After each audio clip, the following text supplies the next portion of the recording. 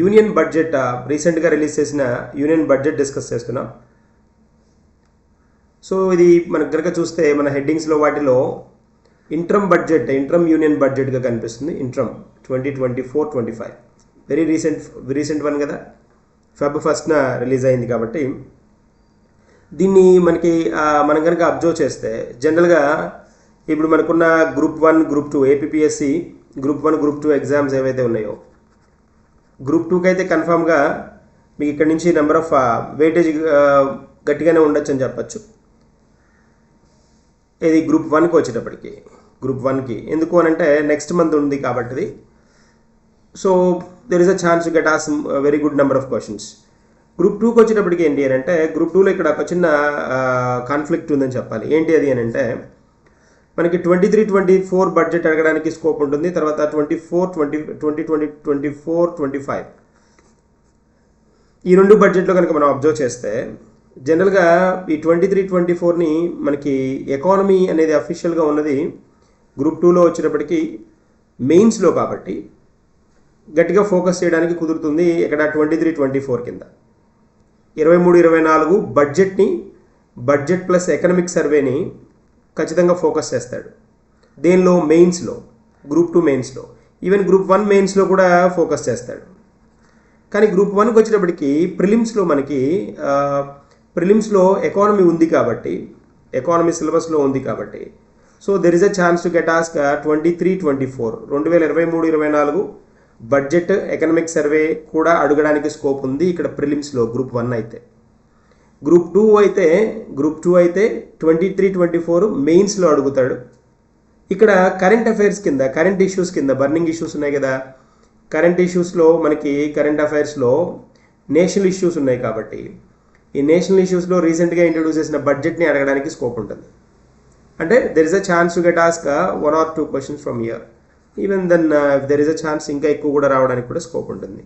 కాబట్టి ఇది multipurpose use అవుతుంది, చాలా ఏరియాలో ఉపయోగపడుతుంది. కాబట్టి దీని మీద మనం ఫోకస్ చేద్దాం.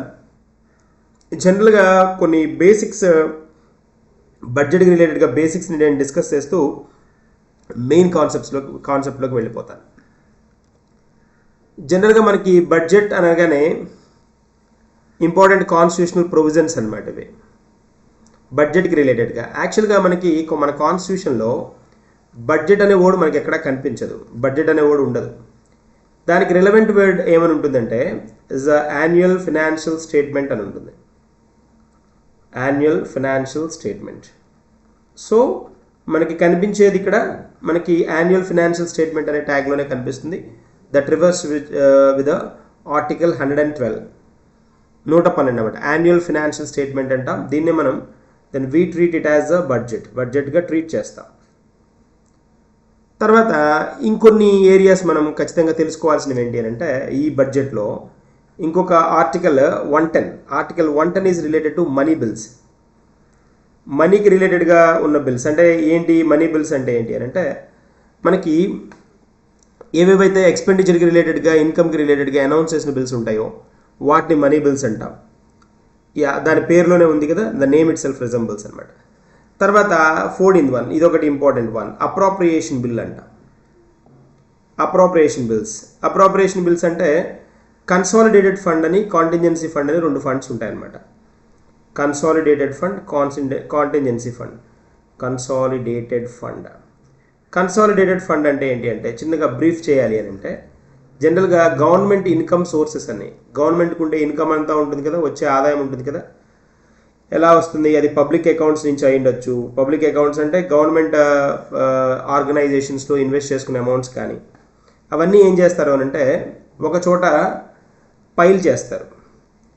ఆ పైల్ చేసిన అమౌంట్ నుంచే వీళ్ళ ఖర్చులు కంటిన్యూ అవుతాయి అన్నమాట. కన్సాలిడేటెడ్ ఫండ్ నుంచి ఖర్చు, గవర్నమెంట్ తన ఖర్చు కోసం మనీని ఖర్చు పెట్టచ్చు అని చెప్పేదే అప్రాప్రియేషన్ బిల్. కన్సాలిడేటెడ్ ఫండ్ అనేది విచ్ రిఫర్స్ ఆర్టికల్ 266 అనమాట. ఇదిగోండి ఇక్కడ ఉంటుంది చూడండి, this is consolidated fund. Consolidation అంటే ఏంటంటే అక్యూములేషన్ కదా, మొత్తం ఒక చోట తీసుకురావడానికి కన్సాలిడేషన్ అంట. తర్వాత నెక్స్ట్ ఇప్పుడు ఈ ఓట్ ఆన్ అకౌంట్ అని ఉంటుంది. ఓట్ ఆన్ అకౌంట్ అంటే ఏంటి అంటే then they talk about complete exceptional grants, credits ఇలాంటి వాటి గురించే మాట్లాడతారనమాట. Vote on account. Vote on account అంటే ఒక ఎక్స్పెండిచర్ పార్ట్ గురించి మాట్లాడతారు. జనరల్గా ఎలక్షన్స్ జరిగే టైంలో ఇంట్రడ్యూస్ చేసే బడ్జెట్ని ఇంటరమ్ బడ్జెట్ అంట.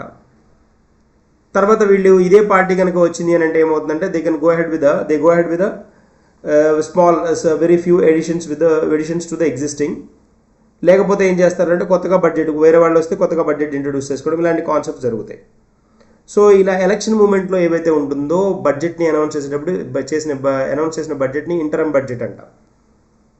వీళ్ళు ఏం చేస్తారు, ఓట్ ఆన్ అకౌంట్కి వెళ్తారు. ఓట్ ఆన్ అకౌంట్కి వెళ్ళినప్పుడు ఏమవుతుంది అంటే అక్కడ ఎక్స్పెండిచర్ గురించి మాట్లాడతారు, ఓన్లీ ఎక్స్పెండిచర్ గురించే హోల్డ్ చేస్తారనమాట యాజ్ అ కాంటెక్స్ట్. ఇవి మేజర్. వీటిల్లో పబ్లిక్ అకౌంట్ కన్సాలిడేటెడ్ ఫండ్ 266(1) అంట, 266(2) అనమాట. ఇది పబ్లిక్ అకౌంట్. రెండు ఒకటే ఆర్టికల్లోనే సబ్ క్లాసెస్ అనమాట. తర్వాత ఆర్టికల్ 267 అని ఒకటి ఉంటుంది. 267 ఈ 267 ఏంటి అని అంటే this is called contingency fund. Contingency అంట. కాంటింజెన్సీ అంటే ఏంటి అంటే ఎమర్జెన్సీ అనమాట. ఎమర్జెన్సీ అంటే ఏంటి, ఎమర్జెన్సీ కాంటెక్స్ట్లో వచ్చినప్పుడు అంటే లైక్ ఏదైనా ఫ్లడ్ వచ్చింది, లేకపోతే ఎర్త్క్వేక్ లాంటిది వచ్చింది, లేదు ఏదైనా ప్రాబ్లం ఇలాంటివి ఏమైనా వచ్చాయి, ఏమైనా కెలామిటీస్ వచ్చాయి, ఇలాంటివి వచ్చినప్పుడు ఏంటి అని అంటే ప్రెసిడెంట్ 500 crore రూపీస్ని పార్లమెంట్లో బిల్ పాస్ చేసుకోకుండానే అనౌన్స్ చేసేయచ్చు కాంటింజెన్సీ ఫండ్ నుంచి. కన్సాలిడేటెడ్ ఫండ్ నుంచి కనుక మనీ టర్న్ చేయాలి అని అంటే ఖచ్చితంగా ఇక్కడ ఏముండాలంటే పార్లమెంట్లో బిల్ పాస్ చేసుకోవాలి. కానీ ఇక్కడికి వచ్చినప్పటికీ మనకి కాంటింజెన్సీ ఫండ్కి వచ్చినప్పటికీ ఎమర్జెన్సీ ఫండ్ రిక్వైర్మెంట్ని బట్టి అమౌంట్ని అనౌన్స్ చేసేసుకోవచ్చు, తర్వాత అయినా బిల్ పాస్ చేసుకోవచ్చు. దట్ ఈస్ అ కాంటెక్స్ట్ అనమాట. ఇది తెలిస్తే చాలు. ఇవి మేజర్ మనకి. తర్వాత ఇంకా లాస్ట్ వన్ ఒకటి ఉంది చూడండి ఇక్కడ, 280 ఆర్టికల్ 280. ఈ ఆర్టికల్ 280 ఏంటి అని అంటే it's all about finance commission. Finance commission అంటే మనకు తెలుసు, finance commission is which works as a bridge between state and central government అంట. అప్రోప్రియేషన్ బిల్లు గురించి మనం డిస్కస్ చేసాం. తర్వాత మనీ బిల్స్ మాట్లాడాం. మనీ బిల్స్ అంతా మీకు వినిపించదు కానీ అప్రోప్రియేషన్ బిల్ అనే వర్డ్ వింటారు, ఫ్రీక్వెంట్గా వింటారు. తర్వాత ఇప్పుడు ఓట్ ఆన్ అకౌంట్ ఇంటరమ్ బడ్జెట్ అంటే మీకు అర్థమైంది. తర్వాత కన్సాలిడేటెడ్ ఫండ్, కాంటింజెన్సీ ఫండ్, ఈ ఫండ్స్ ఇవన్నీ మనం డిస్కస్ చేయడం జరిగింది. ఇవి ఇంపార్టెంట్ అనమాట. ఉన్న వాటిల్లో ఆర్టికల్స్ అన్నీ ఇవన్నీ బడ్జెట్కి రిలేటెడ్ ఆర్టికల్సే ఇక్కడ కనిపిస్తున్నవన్నీ. వీటిలో ఈ 5 వెరీ వెరీ ఇంపార్టెంట్ అనమాట. ఓకేనా, అంటే ఖచ్చితంగా మీరు వినేవన్నమాట. వెళ్దాం, నెక్స్ట్ వన్కి వెళ్దాం. ఫర్దర్గా మనం వెళ్తే what is a budget in general. Budget అనగానే మనకి బడ్జెట్ని డిఫైన్ చేయాలి అని అంటే ఇందాక నేను చెప్పినట్టు, మనం ఇందాక డిస్కస్ చేసినట్టు is a annual financial statement అని చెప్పుకున్నాం. Budget is a annual financial statement అంటే ఒక సంవత్సర కాలంలో ఏవేవైతే ఎంత ఎక్స్పెండిచర్ ఉంటుందో, ఎంత ఇన్కమ్ ఉంటుంది గవర్నమెంట్ది అని చేసే ఎస్టిమేషన్ అనమాట. It's estimation. ఈ ఎస్టిమేషన్స్ని ఏం చేసుకోవచ్చు, మళ్ళీ తర్వాత రివైజ్ కూడా చేసుకోవచ్చు. అలా కనుక రివైజ్ చేస్తే వాటిని రివైజ్డ్ ఎస్టిమేషన్స్ అంటారు. రివైజ్డ్ ఎస్టిమేషన్స్ REN చూపిస్తారనమాట, REN ప్రజెంట్ చేస్తారనమాట. That is called revised estimation అని అంటుంటా. రివైజ్డ్ ఎస్టిమేషన్ ఉంటాయి, ఎస్టిమేషన్స్ ఉంటాయి అన్నమాట మనకి. ఇక్కడ మనం ఒకసారి ఈ పాయింట్ కనుక అబ్జర్వ్ చేస్తే బడ్జెట్ అంటే ఏంటి, ఆర్టికల్ 112 ప్రకారం, ఆర్టికల్ 112ని బేస్ చేసుకొని ఇట్స్ అ కాన్స్టిట్యూషన్లో మనకి డైరెక్ట్ బడ్జెట్ అనే వర్డ్ ఉండదని చెప్పుకున్నా. Budget is known as a annual financial statement of the government, which is the annual financial statement of the government. So budget is not mentioned in the constitution. It's not mentioned in the constitution. ఆ point మనకి తెలియాలి. తర్వాత ఇంకేంటి, it's not mentioned in the constitution. తర్వాత it is the statement of estimated receipts and expenditure of the government. That's what estimated receipts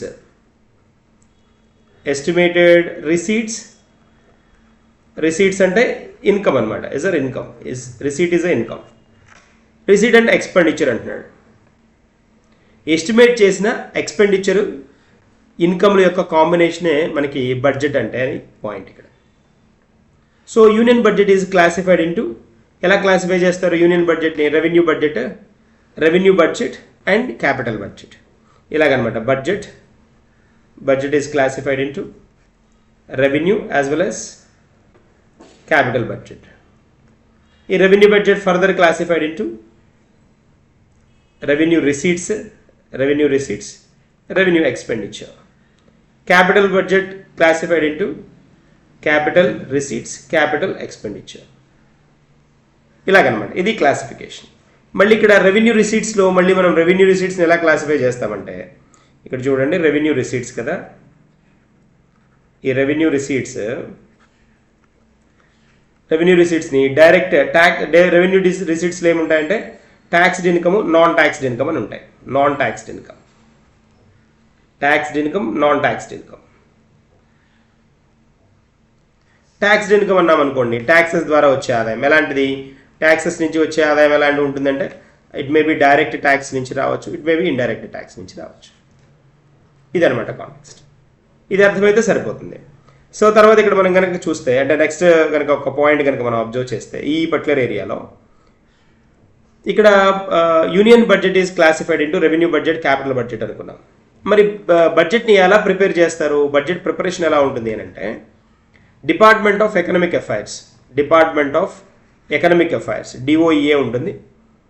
దీంతోపాటు ministry of finance nodal body అనమాట. ఇవి responsible for the preparing of budget ప్రిపరేషన్లో ఇవి mandatory, ఇవి major అనమాట, main key role play చేస్తాయి అనమాట. అయితే ఇక్కడ it is prepared broadly on the basis detailed estimations of the expenditure and receipts of the country. అదే మనం ఇందాక చెప్పుకున్నాం కదా, మొత్తం దేని మీద బేస్ అయి ఉంటుంది అంటే వచ్చిన ఇన్కమ్, రిసీట్స్, ఇన్కమ్ ఎంత రావడానికి ఛాన్స్ ఉంది, ఎక్స్పెండిచర్ ఎంత అవ్వడానికి, ఖర్చు అవ్వడానికి స్కోప్ ఉంది అనే ఇచ్చే estimation budget. So budget division of department economic affairs దీన్ని ప్రిపేర్ చేస్తారు. బట్ దీన్ని ఎవరు ప్రజెంట్ చేస్తారు అంటే, ప్రజెంట్ చేసేది ministry of finance, presents by ministry of finance. ఓకేనా, నెక్స్ట్ మనకి వెళ్దాం. సో ఇక్కడ ప్రజెంటేషన్ ఆఫ్ బడ్జెట్ కనుక చూస్తే, బడ్జెట్ ప్రజెంటేషన్ కనుక చూస్తే మనం ఎవ్రీ ఫినాన్షియల్ ఇయర్లో cost to be laid before the both houses. ఎవరంటే ప్రెసిడెంట్. ఇక్కడ ప్రెసిడెంట్ ఏం చేస్తారంటే, in every financial year cost to be laid before both houses ఉంటాయి కదా, ఏమేమి ఉంటాయి మనకి? లోక్సభ, రాజ్యసభ ఉంటాయి కదా. వీటిల్లో రాజ్యసభ, లోక్సభలో అంటే మనకి మొత్తాన్ని పార్లమెంట్ అంటాం కదా. దీనిలో ఏం చేస్తారు అని అంటే, ఈ ఇన్ఫర్మేషన్, బడ్జెట్కి రిలేటెడ్గా ఇన్ఫర్మేషన్ని రైజ్ చేసేది ఎవరు అని అంటే, రైజ్ చేసేది మనకి ప్రెసిడెంట్ అనమాట. బడ్జెట్ ప్రజెంట్ చేసేది ఎవరు? ఈ బడ్జెట్కి రిలేటెడ్గా పాయింట్ని రైజ్ చేసేది ప్రెసిడెంట్. బడ్జెట్ని ప్రజెంట్ చేసేది ఎవరు అంటే, presents by ministry of finance. This is the context. దీనిలో ఏముంటుందనంటే, ఈ బడ్జెట్లో మనకి ఇలా అనౌన్స్ చేసిన బడ్జెట్లో వీళ్ళకి అంటే ఎక్స్ప్లెయిన్ చేయడానికి అనుగుణంగా, అంటే కన్ఫ్యూజన్ లేకుండా ఉండడానికి అనుగుణంగా వీళ్ళు ఏం చేస్తారంటే, పార్ట్ ఏ, పార్ట్ బి అని డివైడ్ చేస్తారు దీన్ని. పార్ట్ ఏ, పార్ట్ బి అంటే పార్ట్ ఏలో ఏం డిస్కస్ చేయాలి, పార్ట్ బిలో ఏం డిస్కస్ చేయాలనేది వీళ్ళు క్లాసిఫై చేస్తారు. పార్ట్ ఏలో డిస్కషన్ అంతా ఏముంటుంది అని అంటే, పార్ట్ ఏలో వీళ్ళంతా మ్యాక్రో ఎకనామిక్ పార్ట్ గురించి మాట్లాడతారు. మ్యాక్రో ఎకనామిక్ పార్ట్ అంటే ఏంటి? మ్యాక్రో అంటే స్థూల కదా, స్థూల అర్థశాస్త్రానికి సంబంధించిన అంశాలు ఉంటాయి. స్థూల అర్థశాస్త్రానికి సంబంధించిన అంశాలు మ్యాక్రో కదా. మైక్రో అంటే సూక్ష్మ అర్థశాస్త్రం కదా. సో మ్యాక్రో ఎకనామిక్ పార్ట్ అంటే ఎలాగ ఉంటుందంటే, వేరియస్ స్కీమ్స్ ఉంటాయి ఇక్కడ, చాలా చాలా ఇంపార్టెంట్ స్కీమ్స్, వేరే స్కీమ్స్ని అనౌన్స్ చేస్తారు. అంతేకాకుండా ప్రియారిటీస్ ఆఫ్ ద గవర్నమెంట్ వేటికి ప్రాముఖ్యత ఇవ్వాలనుకుంటుందో వాటి గురించి చెప్తారు. తర్వాత and allocations are made to the several sectors.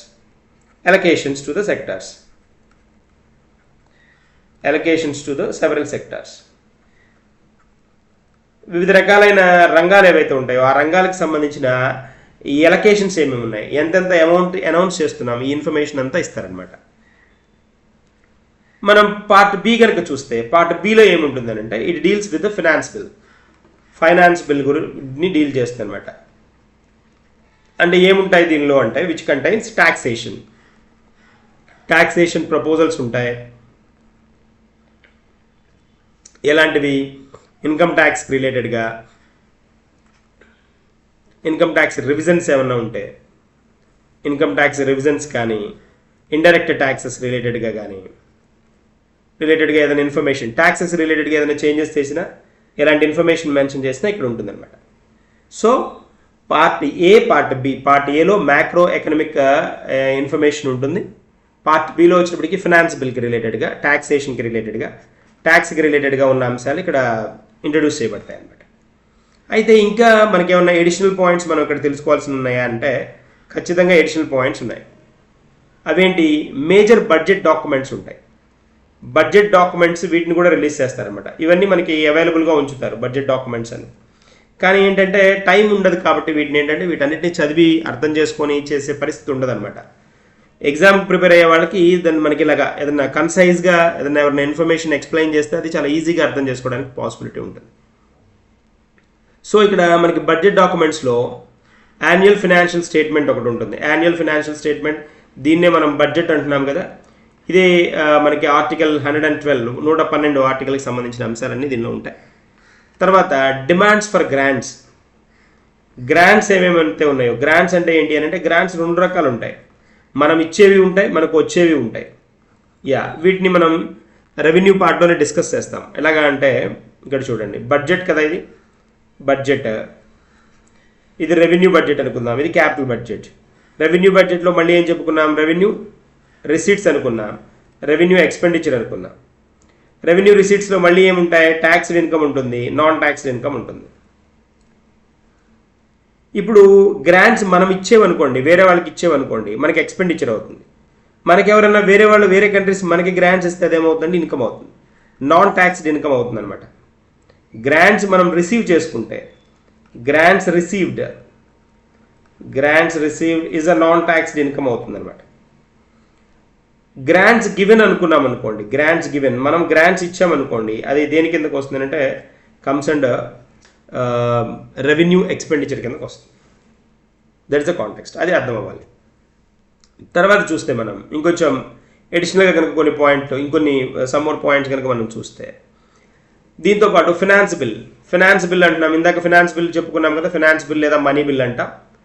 ఈ ఫినాన్స్ బిల్ మనం finance bill or money bill అని దాని గురించి డిస్కస్ చేసాం. ఇక్కడ మనం మాట్లాడాం కదా, మనం ప్రొవిజన్స్ చెప్పుకునేటప్పుడు మనీ బిల్స్ గురించి మాట్లాడాం, డెఫినేషన్ ఆఫ్ మనీ బిల్స్ అని, రిలేటెడ్ టు ఫినాన్స్, మనీకి రిలేటెడ్ అని చెప్పుకున్నాం కదా. ఇప్పుడు మనం కనుక ఇక్కడికి వస్తే ఈ finance bill or money bill ఏదైతే ఉందో దీనిలో ఏం మాట్లాడతారు? దీనిలో అన్ని ట్యాక్స్కి రిలేటెడ్ అంశాలు మాట్లాడతారు. ఇక మన పార్ట్ బిలో అంతా మాట్లాడేది ఇదే కదా, పార్ట్ బిలో డిస్కస్ చేసేదంతా ఇదే కదా.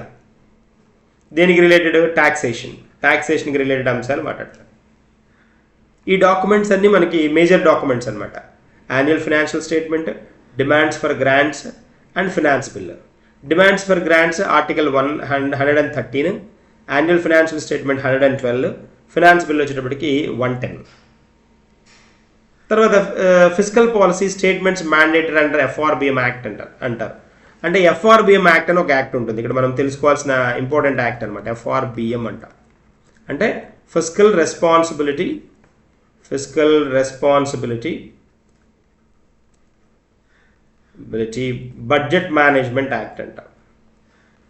Physical responsibility budget management act 1999 act అనమాట. It's important act, it's very important act. So FRBM act కనుక మనం చూస్తే, FRBM యాక్ట్ గురించి ఆలోచిస్తే ఏంటి అని అంటే, జనరల్గా గవర్నమెంట్ అనౌన్స్ చేసిన కండిషన్స్ ఏవైతే ఉన్నాయో, అంటే అలాంటివి ఇప్పుడు ఏవేవైతే నేను డెఫిసిట్స్ అని ఉంటాయి. డెఫిసిట్స్ అంటే ఏంటి అంటే లోటు అని అంటాం తెలుగులో. ఈ లోటుని తగ్గించాల్సిన అవసరం ఉంటుంది ఎవరు? గవర్నమెంట్. కాబట్టి ఏ డెఫిసిట్ని ఎంతవరకు కంట్రోల్ చేస్తాను, వాటి వల్ల వచ్చే నెగిటివ్ షేడ్స్ని ఎలా తీసేస్తాను, ఇవన్నీ మనకి అనౌన్స్ చేస్తారనమాట. దీనికి FRBM యాక్ట్ 2003, ఇట్స్ నాట్ 1999, 2003 అనమాట, 2003. I'll right here. FRBM act, physical responsibility budget management act 2003 act అనమాట. ఇది 2003 యాక్ట్, ఫిస్కల్ రెస్పాన్సిబిలిటీ బడ్జెట్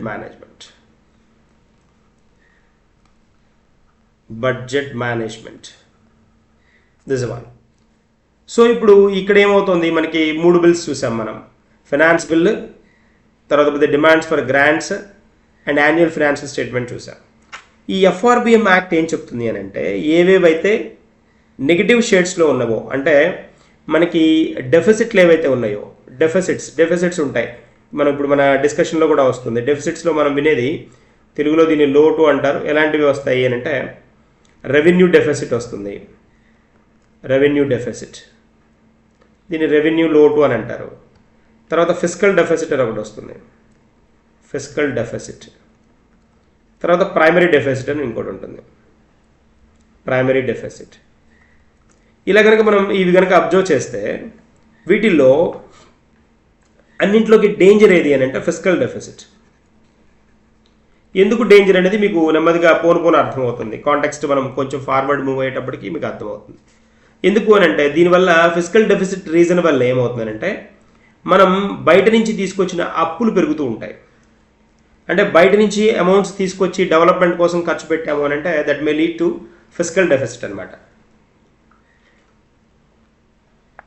వాటిని పే చేయడానికి మళ్ళీ అప్పులు తీసుకురావడం, ఇలా సైక్లిక్ ఆర్డర్లో అప్పులు మూవ్ చేస్తూ ఉంటాం. So fiscal deficit is most dangerous అంట. ఇప్పుడు ఈ ఫిస్కల్ డెఫిసిట్ లాంటి వాటిని కంట్రోల్ చేయడానికి, అంటే వాటి మీద ఫోకస్ చేయడానికి FRBM యాక్ట్ మీద గవర్నమెంట్ కాన్సన్ట్రేట్ చేస్తుంది అనమాట. అంటే ఏంటి అంటే, ఖచ్చితంగా ఈ డెఫిసిట్లు ఏవైతే ఉన్నాయో, లోటుకు సంబంధించిన అంశాలు ఏవైతే ఉన్నాయో, వీటి నుంచి బయటపడేయడానికి నేనేం చేస్తున్నాను అనేది గవర్నమెంట్ చెప్పాల్సిన అవసరం ఉంటుంది. అంటే ఫైనాన్స్ మినిస్టర్ చెప్పాల్సిన అవసరం ఉంటుంది. వీటిని ఎంతెంత కంట్రోల్ చేస్తున్నాను, దేనికి కంట్రోల్ చేస్తున్నాను, ఎంత పర్సంటేజ్ కంట్రోల్ చేస్తున్నాను అనేది కూడా చెప్పాలి. So macro economic framework statement ఒకటి ఉంటుంది, medium term fiscal policy strategy statement. Fiscal policy అంటే ఏంటి అంటే కోశ విధానం అంటాం తెలుగులో, కోశ విధానం. ఈ కోశ విధానం అనేది వర్డింగ్ ఎక్కడి నుంచి వస్తుంది అంటే, మనకి అఫీషియల్గా చెప్పాలి అని అంటే ఫిస్కల్ పాలసీ అన్నాం అనుకోండి, ఫిస్కల్ పాలసీ, ఇవన్నీ బజ్జింగ్ వర్డ్స్. ఫిస్కల్ పాలసీ అంటే కోశ విధానం, పాలసీ అంటే విధానం కదా. కోశ విధానం ద్వారా ఏంటి అని అంటే, budget plus economic survey, budget economic సర్వేని ఫిస్కల్ పాలసీ అంటారు. బడ్జెట్ అండ్ ఎకనామిక్ సర్వే ఈ రెండింటి కాంబినేషన్ అనమాట. బడ్జెట్ ఎప్పుడు రన్నింగ్ ఇయర్ ఉంటుంది, ఎకనామిక్ సర్వే రన్నింగ్ ఇయర్ 2024-25 కదా. ఎకనామిక్ సర్వే ఎప్పుడు ప్రీవియస్ ఇయర్ది ఉంటుంది. ఎందుకంటే ఇక్కడ రివైజ్డ్ ఎస్టిమేషన్స్ అన్ని చెప్తారనమాట. అక్కడ ఏమేమి రివైజ్ చేశారు అనేది అన్ని చెప్పేస్తారు ఇక్కడ ఎకనామిక్ సర్వేలో. ఇక్కడ రివైజ్డ్ ఎస్టిమేషన్స్ ఉంటాయి, ఇక్కడ ఎస్టిమేషన్స్ ఉంటాయి. బడ్జెట్ ఈజ్ ద ఎస్టిమేషన్ కదా, యాన్యువల్ ఫైనాన్షియల్ స్టేట్మెంట్ కదా. ఇక్కడ అన్ని ఎస్టిమేషన్స్ అనమాట, ఎంత ఎక్స్పెండిచర్ ఉండొచ్చు, ఎంత ఇన్కమ్ ఉండొచ్చు అని చెప్తారు. ఎకనామిక్ సర్వే ప్రీవియస్ ఇయర్ది ఉంటుంది కాబట్టి ఏమైనా రివైజ్ చేశారా, వాటిని అలాగే కంటిన్యూ చేశారా అనే కాన్సెప్ట్ ఇక్కడ చెప్తారు. ఇది పాయింట్ అనమాట. ఫిస్కల్ పాలసీ ఇది. ఇలాంటి పాలసీల్లో మనకి మానిటరీ పాలసీ కూడా చూస్తాం. మానిటరీ పాలసీ దేనికి సంబంధించింది వినుంటారు కదా. ఇది మానిటరీ పాలసీ ఇన్ఫ్లేషన్ని కంట్రోల్ చేయడానికి మానిటరీ పాలసీ మీద ఫోకస్ చేస్తారు. గ్రోత్ని పెంచడానికి, కంట్రీ గ్రోత్ని పెంచడానికి, తర్వాత అన్ఎంప్లాయ్మెంట్ని తగ్గించడానికి ఫిస్కల్ పాలసీకి వెళ్తారు. జనరల్ ఐడియా అది. సో ఇక్కడ ఇన్ఫ్లేషన్ కంట్రోల్ చేయడానికి మానిటరీ పాలసీకి వెళ్తారు కదా. మానిటరీ పాలసీ అంటే ఏంటి, మనకి MPC ఉంటుంది, మానిటరీ పాలసీ కమిటీ ఉంటుంది. ఈ కమిటీలో మనకి 3 వచ్చేటప్పటికి reserve bank of India appoint చేసిన వాళ్ళు ఉంటారు, 3 వచ్చేటప్పటికి గవర్నమెంట్ ఆఫ్ ఇండియా అపాయింట్ చేసిన పర్సన్స్ ఉంటారు. వీళ్ళు ఏం చేస్తారు, కీ రేట్స్ ఉంటాయి కదా, కీ రేట్స్, ముఖ్యమైన రేట్లు ఏవైతే ఉంటాయో వాటిని కీ రేట్స్ని ఇంక్రీజ్ చేయడము, కీ రేట్స్ పెంచడము, కీ రేట్స్ తగ్గించడము, లేదా కీ రేట్స్ న్యూట్రల్లో ఉంచడం చేస్తారు. కీ రేట్స్ అంటే ఏంటి, రెపో రేట్ కానీ రివర్స్ రెపో రేట్ కానీ ఇలాంటివి అనమాట. Reverse repo rate, marginal standing facility, bank rate, ఇలాంటి వాటిని కీ రేట్స్ అంట. ఇవి పాయింట్, ఇవి అర్థం అవ్వాలి. ఇంకా ఎక్స్ప్లెనేటరీ డాక్యుమెంట్స్ ఏమేమి ఉంటాయి అంటే, వీటితో పాటు ఇంకో కొన్ని ఎక్స్ప్లెనేటరీ డాక్యుమెంట్స్ ఉంటాయి. ఎలాంటివి, expenditure budget vote on account అని కూడా అంటుంటాం మనం. ఎక్స్పెండిచర్ బడ్జెట్ ఓన్లీ ఖర్చు గురించి మాత్రమే మాట్లాడతారనమాట, ఇన్కమ్ గురించి నోటిఫై చేయరు. తర్వాత రిసీట్ బడ్జెట్ అంటే ఇన్కమ్ గురించి మాట్లాడే బడ్జెట్. ఈ డాక్యుమెంట్స్ అన్నీ మనకి ఇవ్వడం జరుగుతుంది అనమాట ఫైనాన్స్ మినిస్టర్. తర్వాత ఎక్స్పెండిచర్ ప్రొఫైల్ ఇస్తారు, expenditure at a glance, key features of the budget, implementation of the budget announcements 23-24, ఇలా వీటన్నిటినీ ఇవ్వడం జరుగుతుందన్నమాట. తర్వాత కనుక మనం చూస్తే కొంచెం కొన్ని బేసిక్ కొంత హిస్టరీ చూద్దాం, చాలా తక్కువ హిస్టరీ చూద్దాం, ఎందుకంటే మనకి కావాల్సిన పాయింట్స్ మటుకు ఏవైతే ఉన్నాయో అవి సరిపోతాయి. మనము డీప్గా హిస్టరీ ఇవి డిస్కస్ చేయాల్సిన నెసిటీ లేదనమాట. ఇది మనకి లాంగ్ బ్యాక్ నుంచి బడ్జెట్ అనే concept, budget was introduced in 7th April 1860 అనమాట, 2 years after the transfer of Indian administration from east India company to British crown. East India company నుంచి బ్రిటిష్ క్రౌన్కి చేతిలోకి వచ్చిన తర్వాత, ఈస్ట్ ఇండియా కంపెనీ నుంచి British crown చేతిలోకి రాగానే వీళ్ళు అప్పుడు బడ్జెట్ అనౌన్స్ చేశారనమాట. 7th April 1860, 1860లో.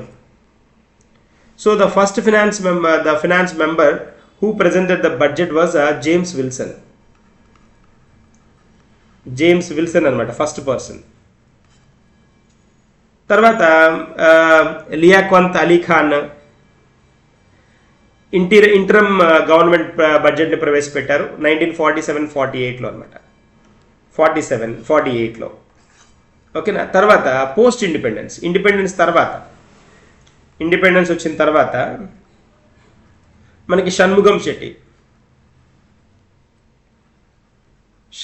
శెట్టి ఈయన ఫస్ట్ ఫినాన్స్ మినిస్టర్ అనమాట. ఈయన మనకి బడ్జెట్ని 26 నవంబర్ 1947లో ప్రవేశపెట్టడం జరిగింది. Since then the process of budget has evolved and emerged as a crucial tool for public finance management, reflect the strength of our democratic process. So అప్పటి నుంచి బడ్జెట్ ఒక ఇంపార్టెన్స్ ఉండడం, దాన్ని రకరకాల మార్పులు చేర్పులు దానిలో తీసుకురావడం, ఇలాంటి కాంటెక్స్ట్లు అన్నీ జరిగాయని చెప్పుకోవాలి.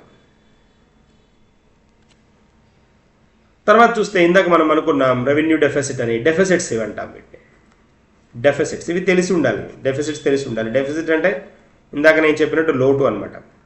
రెవెన్యూ డెఫిసిట్ అన్నామనుకోండి, రెవెన్యూ లోటు అంటారు దీన్ని, రెవెన్యూ లోటు అంటాం, revenue deficit. Budgetary deficit same, budget లోటు అంటాం. తర్వాత ఫిస్కల్ డెఫిసిట్, కోస లోటు అంటారు. ప్రైమరీ డెఫిసిట్, ప్రాథమిక లోటు అంటాం, ప్రాథమిక లోటు అని పిలుస్తాం. సో ఇక్కడ రెవెన్యూ డెఫిసిట్ని కనుక మనం చూసామనుకోండి, రెవెన్యూ డెఫిసిట్ ఆర్డీ అంటున్నారు. బైలింగల్ డిస్కస్ చేస్తున్నాను, ఇది మనకి తెలుగుది కాదు అనకండి, ఎందుకంటే ఆ పదాలు వాటిని నేను తెలుగులో కూడా డిస్కస్ చేస్తున్నాను, బైలింగలే వెళ్తున్నాం మనం. సో రెవెన్యూ డెఫిసిట్ అన్నాం అనుకోండి, ఎప్పుడైనా డెఫిసిట్ అనే మాట వచ్చినప్పుడు ఏంటి అని అంటే కాంటెక్స్ట్, డెఫిసిట్ ఉన్నప్పుడు డెఫిసిట్ అనే వర్డ్ ఎక్కడ వచ్చినా సరే ఎక్స్పెండిచర్ ఎక్కువగా ఉంటుంది,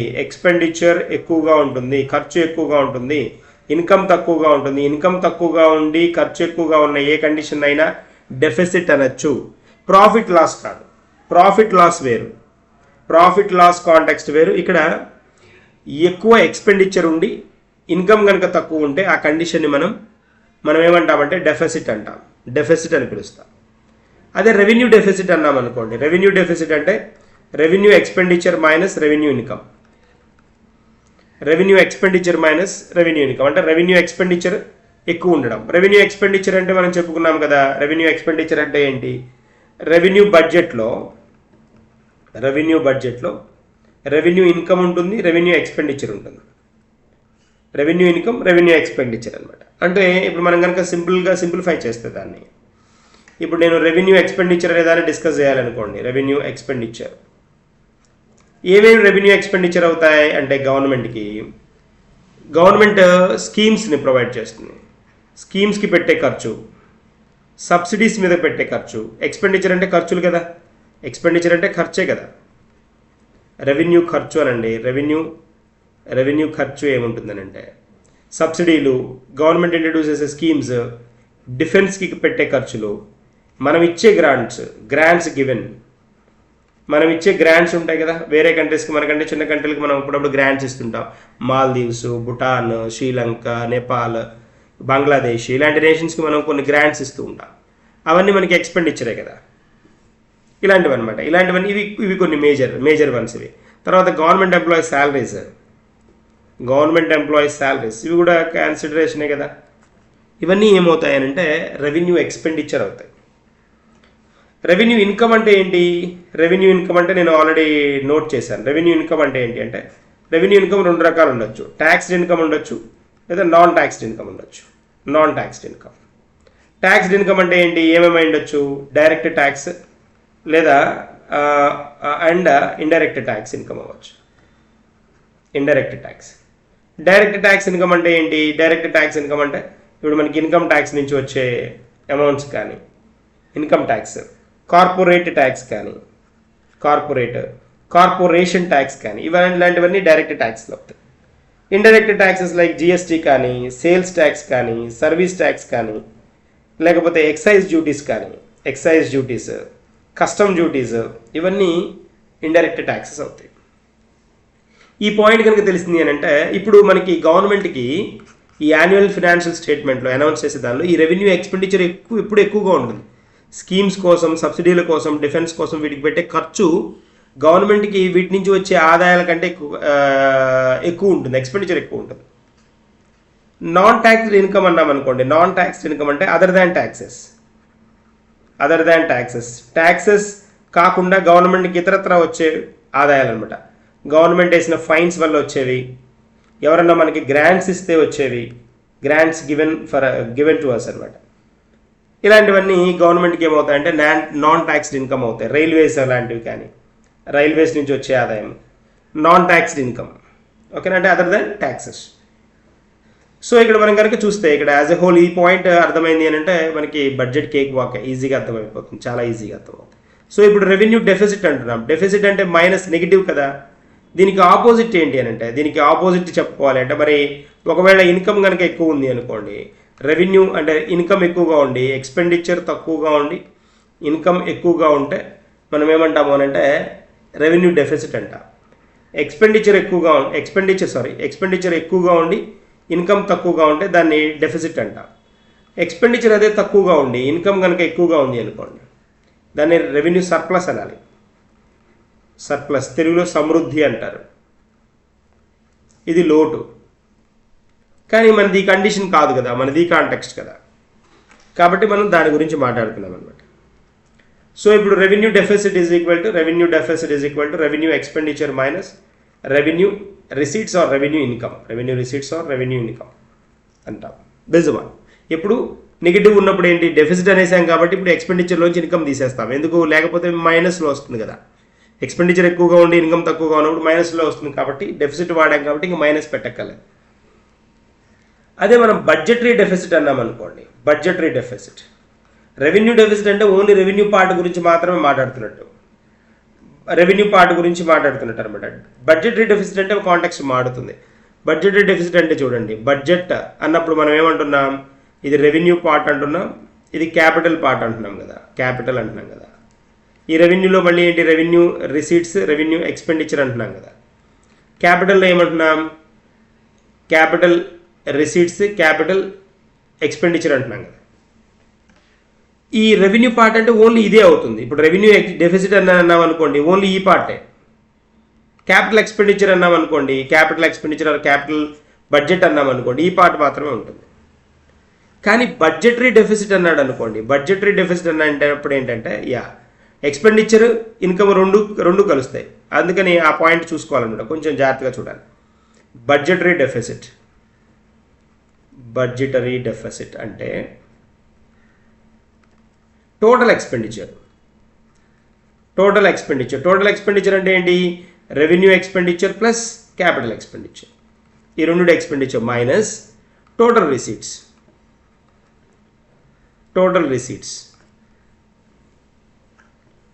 అంటే టోటల్ రిసీట్స్ అంటే ఏమవుతుంది? Revenue receipts plus capital receipts. ఇది మనకి బడ్జెటరీ డెఫిసిట్ అంటాం. Budgetary deficit. దీనికంటే కూడా డేంజర్ ఏది అని అంటే ఫిస్కల్ డెఫిసిట్ అనేది డేంజర్. అదే చెప్పుకున్నాం మనం. ఫిస్కల్ రెస్పాన్సిబిలిటీ, బడ్జెట్ మేనేజ్మెంట్ అని చెప్పుకున్నాం కదా. బడ్జెట్ మేనేజ్మెంట్ ఎందుకు చేయాలి? ఫిస్కల్ రెస్పాన్సిబిలిటీ, బడ్జెట్ మేనేజ్మెంట్ మీద ఫినాన్స్ మినిస్టర్ ఎందుకు ఫోకస్ చేయాలి అంటే ఇట్స్ మోస్ట్ డేంజరస్. కంట్రీ యొక్క పరిస్థితిని మార్చేస్తుంది అనమాట. అప్పుల్లోకి తీసుకుంటుంది. అప్పులు ఎక్కువ చేసేసేసి మనము హోల్డ్ చేయడం జరుగుతుంది. లేకపోతే క్యాడ్ లాంటివి తగ్గడం, కరెంట్ అకౌంట్ డెఫిసిట్ లాంటివి బాగా పెరగడం లాంటివి జరుగుతుంటాయి అనమాట. తగ్గడం కాదు, పెరగడం లాంటివి.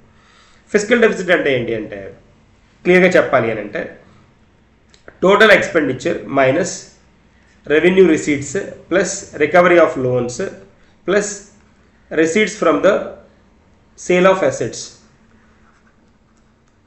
అసెట్స్ ఆఫ్ పబ్లిక్ సెక్టర్ అంట. దీన్ని మనం ఏమంటాము అంటే ఫిస్కల్ డెఫిసిట్ అంట. టోటల్ ఎక్స్పెండిచర్లో నుంచి, ఇక్కడ కూడా బడ్జెటరీ డెఫిసిట్లో కూడా టోటల్ ఎక్స్పెండిచర్లో నుంచే టోటల్ రిసీట్స్ తీసేస్తాం. ఇక్కడ రిసీట్సే కాదు, ఈ రెవెన్యూ రిసీట్స్తో పాటు రికవరీ ఆఫ్ లోన్లు ఎంత రికవర్ అయ్యాయి దాన్ని, తర్వాత resale of receipts from the sale of the assets by the public sector enterprise, వీటిని హోల్డ్ చేస్తారు. అందుకని ఇక్కడ ఎక్కువ కాంటెక్స్ట్ ఉంటుంది అనమాట, చాలా చాలా పెద్ద అమౌంట్ ఉంటుంది. సింపుల్గా కనుక మనం చెప్పుకోవాలి అంటే ఫిస్కల్ డెఫిసిట్ చెప్పుకోవాలి అంటే బడ్జెట్ డెఫిసిట్లో నుంచి బడ్జెట్ డెఫిసిట్, ఇది బడ్జెట్ డెఫిసిట్ కదా, దీనిలో నుంచి లోన్స్ తీసేస్తారు అంటే డేంజర్ జోన్, మహా డేంజర్ జోన్, దానిలోంచి లోన్స్ తీసేసి హోల్డ్ చేస్తారనమాట.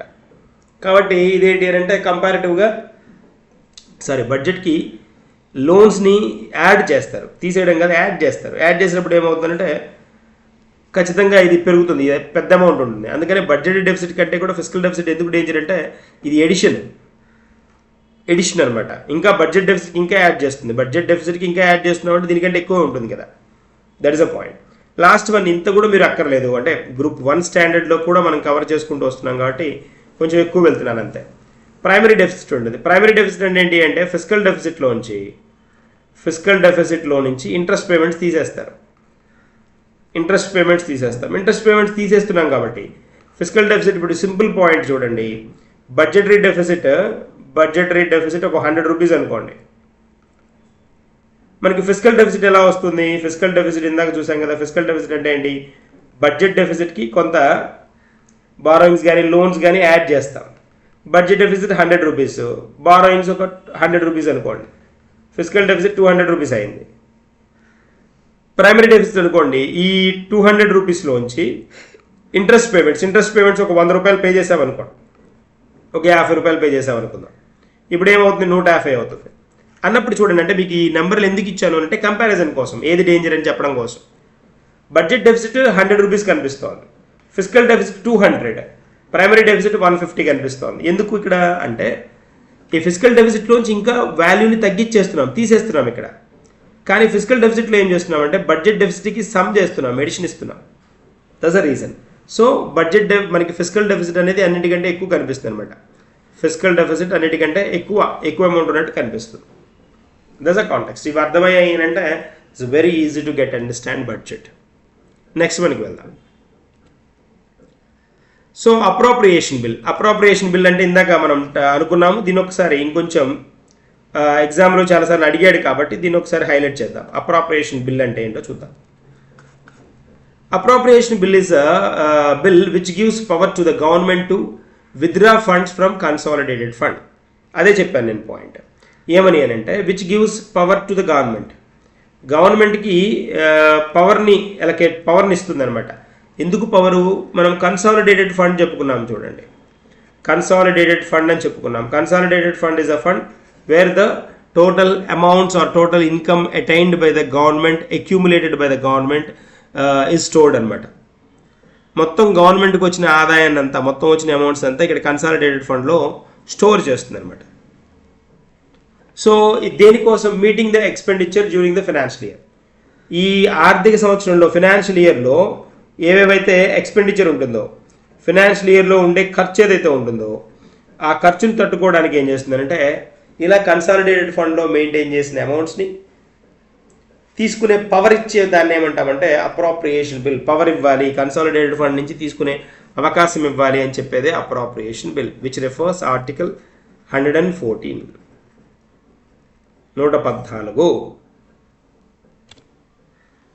నెక్స్ట్ వన్ చూస్తే ఇంటరమ్ బడ్జెట్. ఈ ఇంటరమ్ బడ్జెట్ అని వింటున్నాం కదా, అసలు ఏంటి ఇంటరమ్ బడ్జెట్ అంటే చూద్దాం.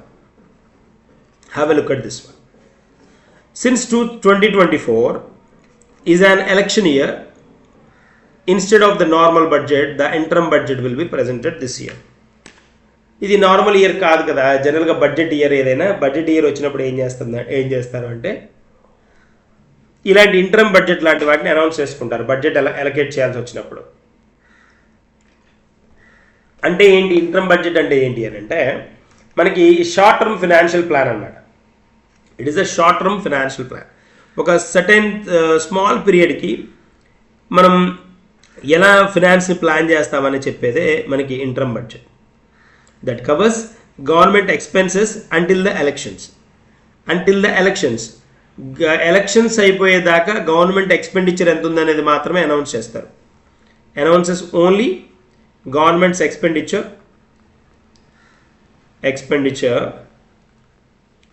అంటిల్ ఎలక్షన్స్ దాకా మాత్రమే ఎంత వీళ్ళకి ఖర్చు ఉంది అనేదాన్ని అనౌన్స్ చేస్తారు.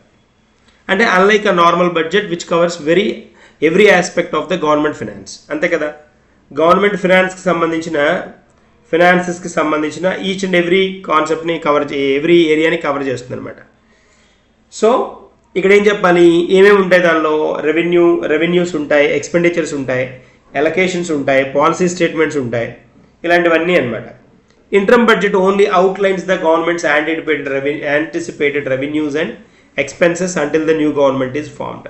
జనరల్గా అందుకని ఏం చేస్తారు, ఎలక్షన్ టైంలో నెక్స్ట్ ఎవరు వస్తారో తెలియదు కాబట్టి వీళ్ళే రావచ్చు లేదా కొత్త పార్టీ రావచ్చు కాబట్టి అందుకని ఏం చెప్తారు అని అంటే ఎలక్షన్ టైంలో ఏం చేస్తారు అని అంటే ఇంటర్మ్ బడ్జెట్ని అనౌన్స్ చేస్తారు. అదేంటి, it's the outline of the governments as anticipated revenues and expenses. Government ఏవేవైతే ఎంతవరకు ఇన్కమ్ రాగలుగుతుంది, ఇంత ఇన్కమ్ రావడానికి స్కోప్ ఉంది, ఎక్స్పెండిచర్ ఎంత ఉంది ఛాన్స్ అని ఒక రఫ్ ఎస్టిమేషన్ అనమాట. సో దాన్ని ఏమంటారు అని అంటే మనం we call it as interim budget అంట. As part of the interim budget a parliament passes a vote on account. ఇది పాయింట్, చాలా మందికి వచ్చే పెద్ద డౌట్ ఏంటి అంటే interim budget vote on account అంటే ఏంటి అని అంటారు. అంటే ఇంటర్మ్ బడ్జెట్ అనేది ఒక ప్రొవిజన్ అనమాట, ఒక ఫెసిలిటీ అనమాట. బడ్జెట్ టైంలో మొత్తం ఇన్కమ్ ఎక్స్పెండిచర్ అంతా క్యాలిక్యులేట్ అంతా లెక్క ఎస్టిమేట్ చేశారనుకోండి, నెక్స్ట్ వచ్చే వేరే గవర్నమెంట్ వచ్చింది అంటే వాళ్ళ ఒపీనియన్ వేరుగా ఉన్నప్పుడు మళ్ళీ మార్చుకోవాలి కదా. అందుకని అలాంటి ఇబ్బందులు లేకుండా ఏం చేస్తారంటే బడ్జెట్ ఇయర్లో జనరల్గా వాళ్ళు ఇంటర్మ్ బడ్జెట్కి వెళ్తారు. ఇంటర్మ్ బడ్జెట్ వెళ్ళడము అని అంటే ఏంటి అంటే షార్ట్ టర్మ్ ఫినాన్షియల్ ప్లాన్కి వెళ్తారు. అంటే గవర్నమెంట్ ఎక్స్పెన్సెస్ ఎలక్షన్స్ దాకా ఎంత ఉంటాయి అనే దాన్ని లెక్క వేస్తారు. అదే అలా వేయడానికి పార్లమెంట్లో అంటే ఇదే ఇంటర్మ్ బడ్జెట్ని పార్లమెంట్లో పాస్ చేస్తారనుకోండి, పార్లమెంట్ అనుకోండి, దాన్ని ఏమంటారంటే పాసెస్ ఓట్ ఆన్ అకౌంట్. దాన్ని పాస్ చేసుకోవడానికి ఓట్ ఆన్ అకౌంట్ని పాస్ చేస్తారనమాట. దీనికి ఆమోదమా లేదా అని ఓట్ ఆన్ అకౌంట్ని పాస్ చేసుకుంటారు. ఓట్ ఆన్ అకౌంట్ అంటే ఏంటి అంటే ఆర్టికల్ 116 ప్రకారం మనకి ఓట్ ఆన్ అకౌంట్ అంటే ఏంటంటే నేను కన్సాలిడేటెడ్ ఫండ్ నుంచి కొంత అడ్వాన్స్ అమౌంట్స్ నేను తీసుకొని ఇక్కడ పే చేసేసుకుంటాను, నాకు ఇమీడియట్ ఎక్స్పెండిచర్ కోసం కావాలి కాబట్టి నేను కన్సాలిడేటెడ్ ఫండ్ నుంచి ఈ అమౌంట్ తీసుకుంటాను అని చెప్పడానికి ఓట్ ఆన్ అకౌంట్ని యూజ్ చేస్తారు. అది ఆర్టికల్ 116 అనమాట. తర్వాత చూస్తే మనం పార్ట్ ఏ పార్ట్ బి ఉంటాయని చెప్పుకున్నాం కదా. పార్ట్ ఏలో వచ్చేటప్పటికి యాజ్ వి డిస్కస్డ్ పార్ట్ ఏలో ఏముంటాయని చెప్పుకున్నామంటే మ్యాక్రో ఎకనామిక్ సినారియోస్ ఉంటాయి. అంటే ఏంటి, ఇప్పుడు 2024-25 బడ్జెట్ కనుక మనం చూసామనుకోండి, దీని మెయిన్ మోటో ఏంటి అని అంటే దీని మెయిన్ ఆబ్జెక్టివ్ ఏంటి అని అంటే విజన్ ఆఫ్ బడ్జెట్ కనుక చూసామనుకోండి, వికసిత్ భారత్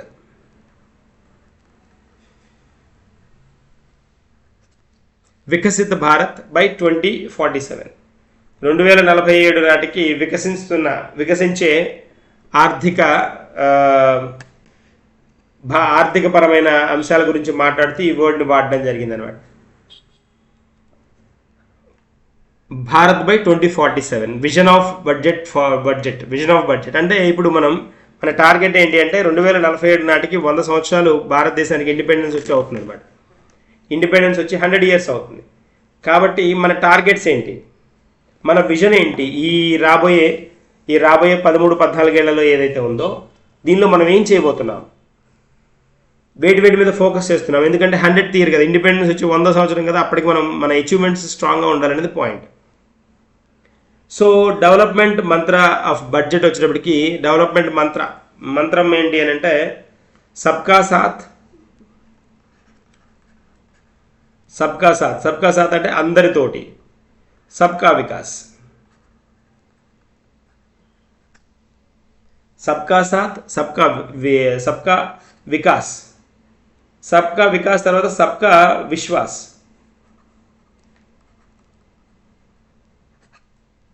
సబ్కా విశ్వాస్. చూడండి ఇక్కడ పదాలు చూడండి, సబ్కా సాత్, సబ్కా వికాస్, సబ్కా విశ్వాస్.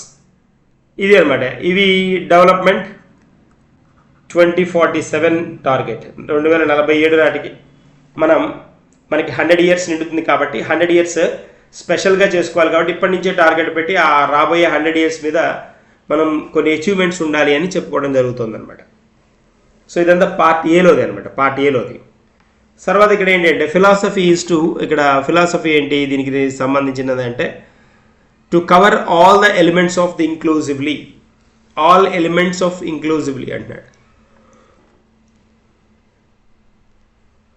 అన్నీ అంటే సోషల్ ఇంక్లూజివిటీ రావాలి, జియోగ్రఫికల్, ఎకనామికల్, ఇలా ఇంక్లూజన్ రావాలి, అంతా కంబైన్ అయిపోయి సోషల్ సామాజిక పరమైన ఇంక్లూజన్ ఉండాలి, జియోగ్రఫికల్ ఉండాలి, ఎకనామికల్గా కూడా కలిసిమెలిసి ఉంటూ ఆదాయ సంపాదనని కొనసాగించాలి అనేది కాన్సెప్ట్ అన్నమాట. సో ఇక్కడ కనుక మనం చూస్తే social inclusivity through coverage of all strata of the society. అదే జియోగ్రఫికల్ ఇంక్లూజివిటీ అంటే through development of the all regions of the country, మొత్తం కంట్రీ యొక్క అన్ని రీజియన్స్ అనమాట. ఇది పాయింట్. సో సబ్కా సాత్, సబ్కా విశ్వాస్, సబ్కా వికాస్, సబ్కా విశ్వాస్ అండ్ డెవలప్మెంట్ ఆఫ్ 2047 అనమాట. That is a point. మరి ఇక్కడ వీళ్ళు ఈ బడ్జెట్లో 4 ఫోకస్ ఏరియాస్ని అనౌన్స్ చేశారు. 2024-25 బడ్జెట్లో they announced 4 focus areas. First and foremost one ఏంటి అంటే గరీబ్, పేదరికం అనమాట. తర్వాత ది నెక్స్ట్ వన్ వచ్చేటప్పటికి ఏంటి అంటే మహిళాయాన్, సారీ నాట్ మంగళయాన్, మహిళలు అనమాట. నెక్స్ట్ వచ్చేటప్పటికి ఇంకొకటి ఏంటి అంటే యువయాన్,